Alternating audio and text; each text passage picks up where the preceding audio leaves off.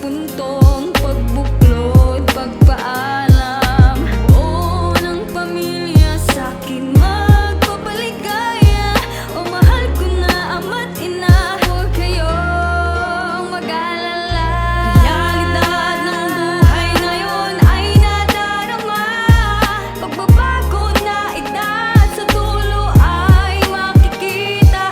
O sulitin pagkakataon habang tayo pa ay bata, upang hindi magsisi pag tayo'y tumanda na. Dati-rati ang alam ko lang laro buong maghapon sa lamyaan, yung saksi ng malawakang pagtitipon. Simulan na yung laro mula sa pogs at meron text, maliliit na mga jolin at marami pa na next. Mga laro na pambansang ginagamitan ng tsinelas, kamiseta man pawis, dapat ako ay magpamala. Sa maghapon na laro ay sinusulit bawat oras, yung sayang nadarama tila wala na nga na bukas. Uuwi na lang sa puntong pag nagutom na ako, alam ko lang sa pag-uwi may nakahain at timano. Mga plano ay wala sa isip ko at kung paano pag-aaral ay hindi ko din masyadong sineryoso, sapagkat walang muwang kung ano ba magiging dulo. Blanco yung bawat kwaderno, utak halos palinghado. Nasa wasto na edad, ganap na rin na pamilyado. Yung bigat na darama, walang katapos ang paano.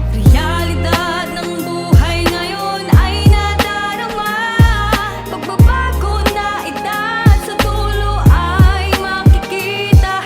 O sulitin pagkakataon habang tayo pa ay bata, upang hindi magsisi pag tayo'y tumanda na. Kasabay ng pagbukod, marami din na pagbabago. Laruan noon na hilig ay nabaling sa trabaho. Samot-saring isipin at patong-patong mga plano. Para sa akin nabuhayan na yung isip kung paano. Laging plato may laman, sigmura laging malagyan. Hindi dapat na makampante, salitang pwede na yan. Katotohanan na nabuhay yung aking bawat kalaban. Kung hindi ako kikilos, buhay ang malalagasan. Di na to isang laro, kapag natalo may banato. Iiyak kang patago, wag lang matalong pati pato. Lalo't meron kang anak, asawa na mapagmahal sila. Magsisilbing lakas upang ikaw ay magtagal. Mga nakaraang lumipas na gawa mo man ay bawal. Balang araw makikita mo yung buhay bilang aral. Pagkabata ay sulitin, di na to na mauulit. Pag-aaral ay ayusin, buhay tila pagsusulit.